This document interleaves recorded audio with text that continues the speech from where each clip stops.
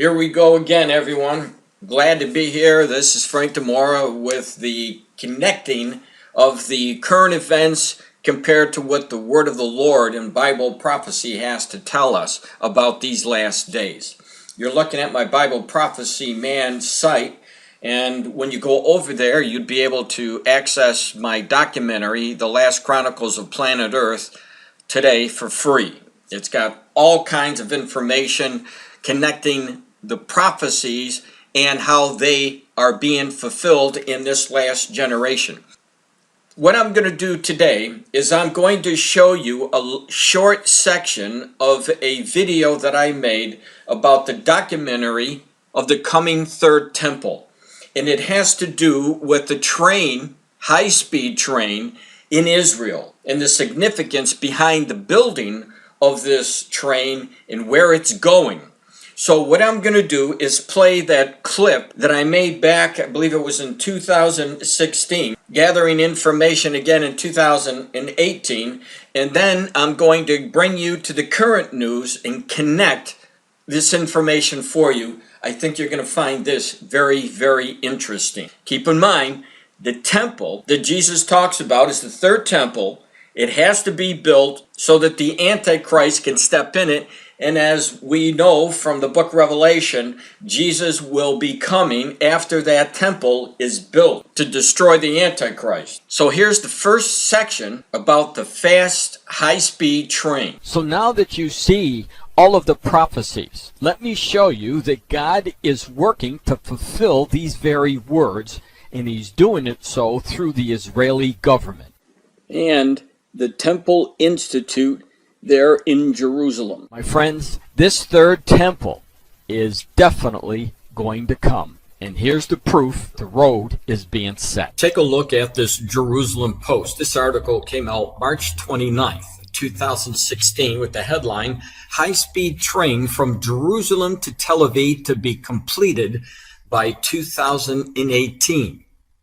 The highly anticipated high-speed train that will connect Jerusalem to Tel Aviv in under 30 minutes will be operational in 2018, the head of Israel Railways announced on Monday. During a tour with the Knesset members at the construction site for the NIS $1.82 billion project, Boaz Tafir, CEO of the railway, said the train will take passengers from Jerusalem International Convention Center and Tel Aviv's Haganah station in 28 minutes flat. Now one may ask, what is the connection between this high-speed train, Jerusalem, and the Temple Mount? This article becomes very significant when you're talking about transporting millions of people to an area that is currently being closed off to the Jews. And it becomes very significant when you find out that the Israeli government is spending massive amounts of money like this $1.82 billion and plans that are being set to mass move millions of people right there at the Temple Mount. It's currently, as I said, closed off to the Jews. Now, it took a long time, but as you can see from the September 25th Rutgers report, Israel opens high-speed rail link between Tel Aviv Airport and Jerusalem. So the project is finished. This massive $2 billion project is now running between Tel Aviv and right to Jerusalem for the Temple Mount.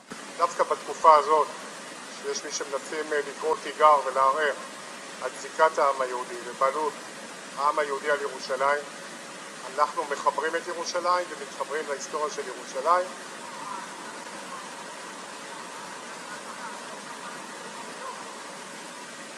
So now let me connect the dots for you between this high-speed train, Jerusalem, and the Temple Mount, and of course in the moving of millions of Jews to that area. Take a look at this next article. Breaking Israel news. Infrastructure to bring millions of pilgrims to Temple Mount quietly being constructed. For the first time in approximately 2,000 years since the time of the Second Temple, plans are being formed by, guess who? The Israeli government to build an effective infrastructure for Jews to make their obligatory pilgrimage to the temple in Jerusalem. Notice the article says quietly, because if the Muslims were really to understand what is going on with the infrastructure and the purposes of it, I have no doubts that it would cause war between Israel and the Arabs. So the government of Israel, they're producing these mass trains, high-speed trains, to move pilgrims and Jews to go up to an area which they cannot go up to right now. But they are making the plans in the background to do just that. And that's why this article says quietly being constructed. If the Israeli government just came out and told everybody what they're doing concerning moving Jews to the Temple Mount, massive amounts of people and Jews to the area that is currently closed off to the Jews, it would cause instant war between Israel and the Arabs, the Muslims. It says the third temple will require a functional infrastructure that could facilitate the transportation of millions of Jews to Jerusalem during and after these festivals. Israel's Minister of Transportation, Yisrael Katz, has publicly stated that facilitating this was his intention when planning the line of the fast train currently under construction between the airport in Tel Aviv and Jerusalem. In a meeting with Temple Movement representatives in February, the minister explained, as a Kohen, Jew of the priestly caste, I have a special connection to the holy site. In front of my eyes, I constantly see the words, prepare the way, prepare the way. So you have Israel's Minister of Transportation, Mr. Katz, who is also a Kohen, Jew of the priestly caste, saying he wants to prepare the way, prepare the way. Where else have we heard this before? It looks like he took it right out of Isaiah in the Old Testament, chapter 40, verse 3. A voice of one calling in the wilderness, prepare the way for the Lord. Make straight in the desert a highway of our God. So the train is associated with moving Jews to the Temple Mount area for one purpose and one purpose only. The temple is a significant sign that will usher in, they believe, their Messiah. So there's a lot of significance in the articles that you're reading that are coming from people inside the government. So what is Katz planning? Look at the rest of this article. Katz is planning on extending the line of the fast train to transport people from Ben Gurion Airport to Tel Aviv and Jerusalem directly to the Western Wall. And what's at the Western Wall? It's the Temple Mount area right above it. The final stop will be the Kotel Har Habayat stop, Western Wall, Temple Mount stop. I said the road is being paved. I should have said the railroad is being paved for this building of the Temple Mount. Here's the bottom line. The Israeli government, people in that government, are preparing to move these massive numbers to a temple that's not even built yet. So you would have to conclude, if they're going to spend millions upon millions of dollars on the infrastructure to transport large numbers of people, you would have to assume that the agenda is rebuilding of that third temple. And all that's taking place is they're fulfilling exactly what Daniel said and what Jesus Christ warned us about this third temple and the Antichrist coming when that temple stands. All right, now we're going to jump to current events. February the 18th of 2020. And keep in mind, I showed you the information from 2016, 17, and 18, and now we're very current. Look at the headline from the BBC News. Jerusalem. Jordan condemns Israeli Western Wall railway plan. Now, for those of you who don't know, Jordan has had the job of running what takes place on the Temple Mount there in East Jerusalem. They are the facilitators. However, Israel claims sovereignty over this Temple Mount area in East Jerusalem. So there's a lot of antagonism between what's going on with the Jordanians right now who are running the events on the Temple Mount, allowing or not allowing people to go up and pray on that Temple Mount area. So with that in mind, let's go to the report. And you'll see this is where the Western Wall is, and there's the Dome of the Rock, the Temple Mount area where this third temple will be placed. Now I know that there are some people who are going to write me and say, well, we've seen information that the third temple is not going to be on the Temple Mount area, but it's going to be in the city of David, which is below the Temple Mount area. Now you have to understand the people behind this third temple push. For example, the Temple Mount Institute. These are the people who have prepared everything that it was in the Old Testament.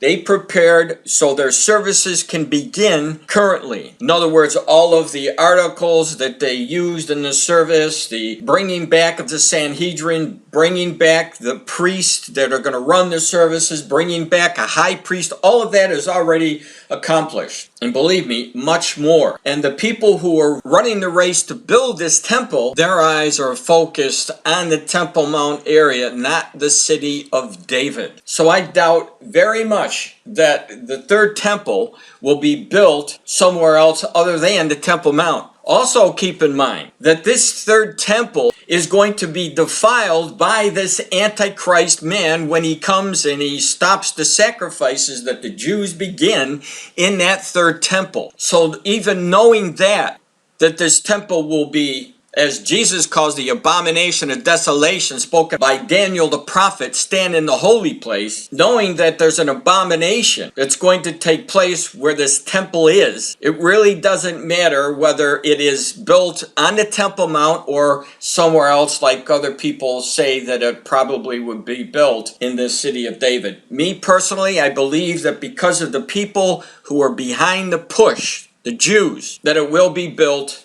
on the Temple Mount because that's where they want to build it. So, the article says, the Israeli Transport Ministry said on Monday that a new route had been approved for an extension of the Tel Aviv-Jerusalem high-speed railway. A 3 km, 2-mile tunnel will lead to the Western Wall. Remember, this is what we saw, what they were planning to do back in 2016, 17, and 18. One of Judaism's holiest sites in the city's occupied east. And that would be East Jerusalem.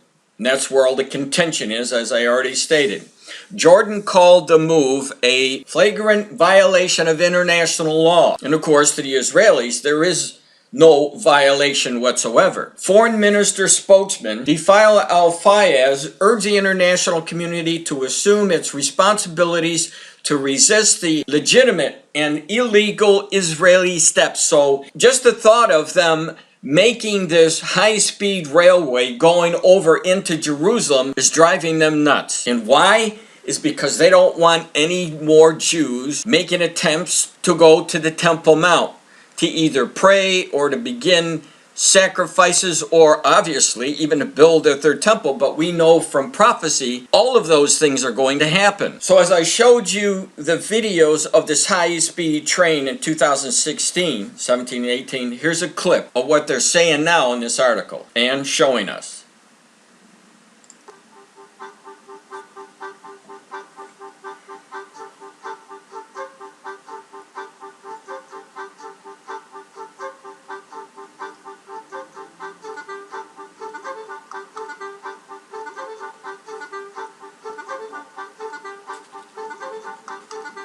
My name is Nava. I live in Jerusalem. This is my first time on the train. I work in Tel Aviv and I commute every day.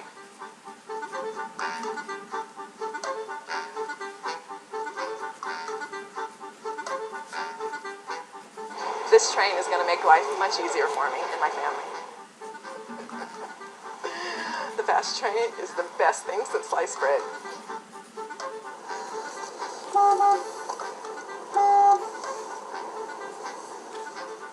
Hi, I'm Shuki. I'm sitting in traffic on my way to work in Tel Aviv. And this is brutal. It's pretty stressful. Overall, it takes about an hour and a half. adds a lot to the day. You know, and it's both ways, so an additional 3 hours on top of my work day.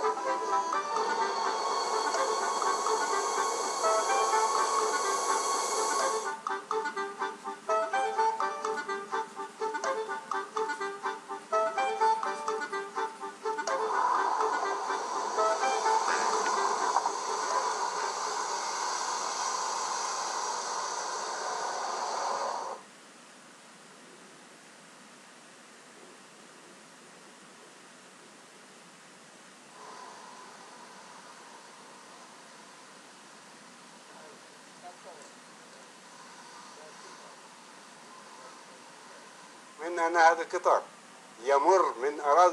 سيمر من أراضي هذه القرية، لا يحق لنا استعمال هذا القطار، وهذه بنفسه يعني نفس الموضوع هذا أيضا كارثة بالنسبة لنا.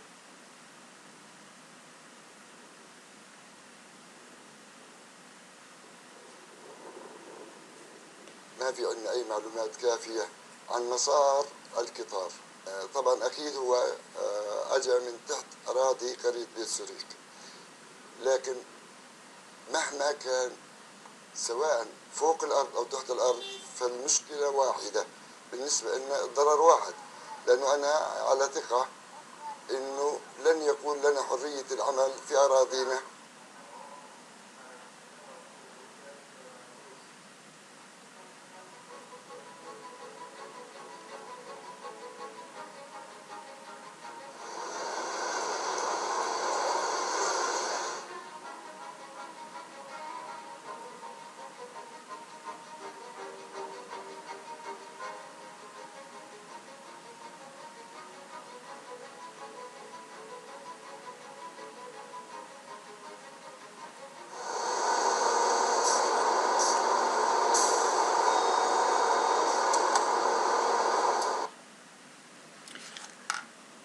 So what we have is, number one, the rail system is already built.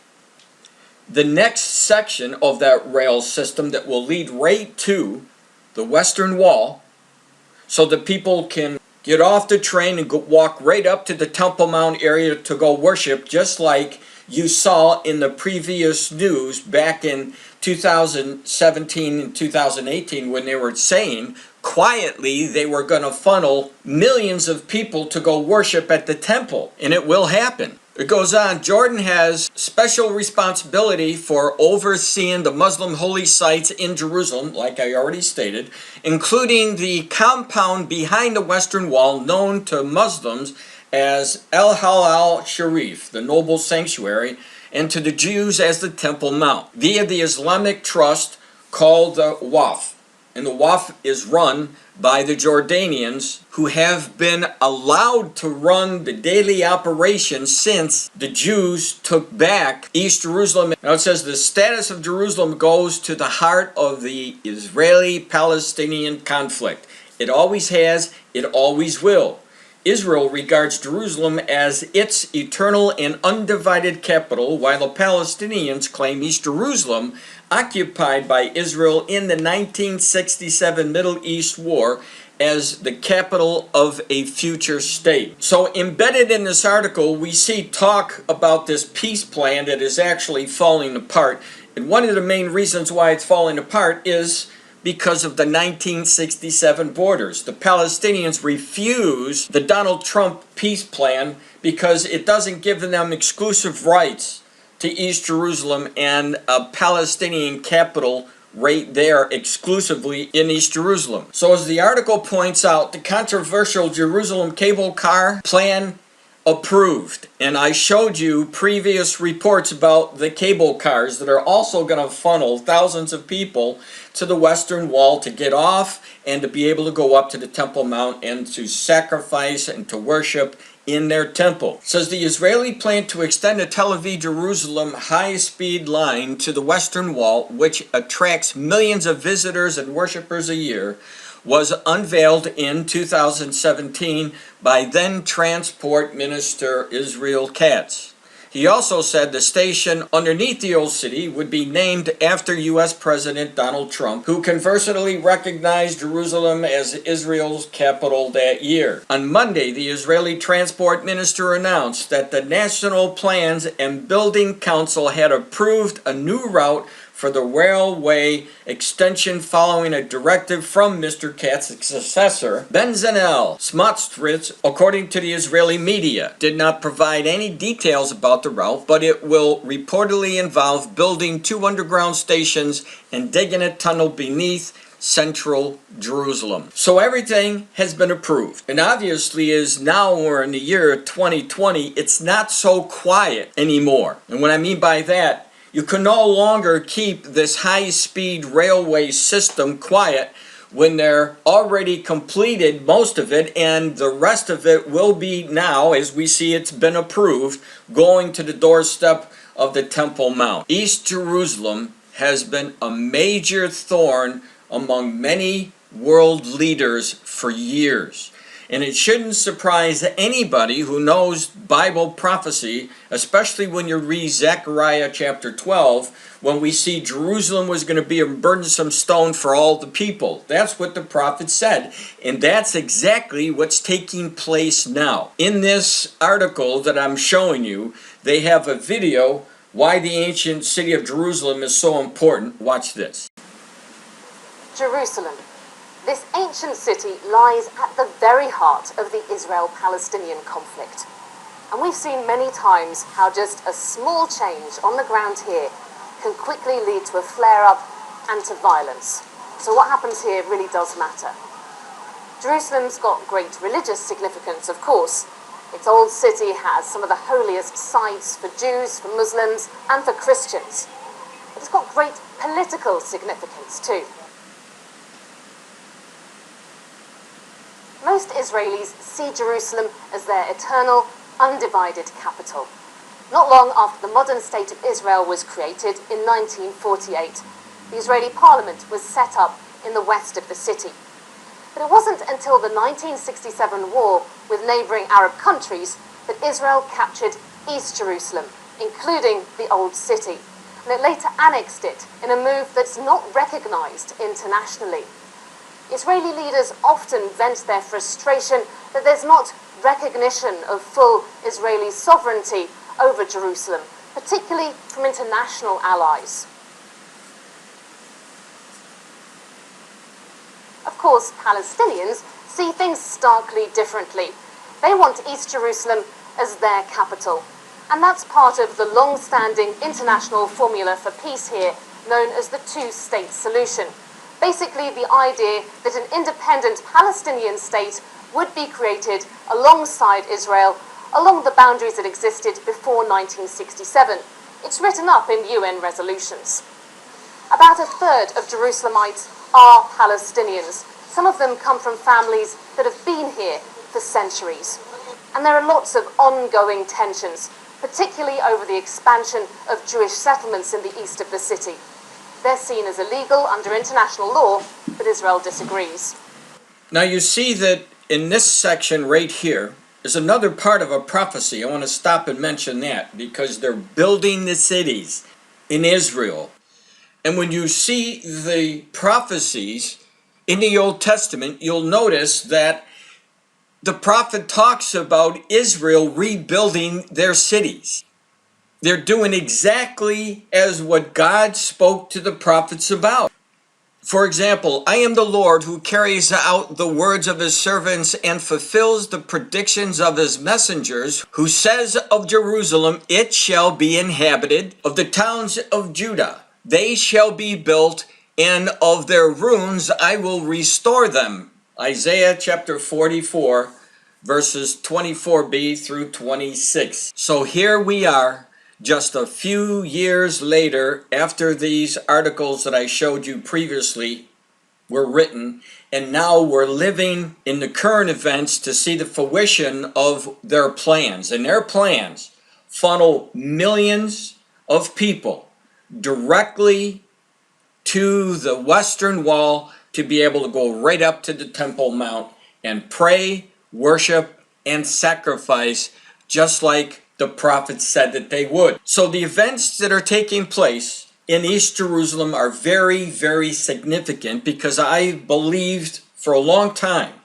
that the ownership, sovereignty rights to East Jerusalem in the Temple Mount area will be the result of a major conflict, war between the Muslims and Israel. So as they were trying to do this quietly, to be able to put the people right at the doorsteps of that third temple, we'll see how quiet it is in 2020. And I don't think it will be quiet at all. Please subscribe to my YouTube channel.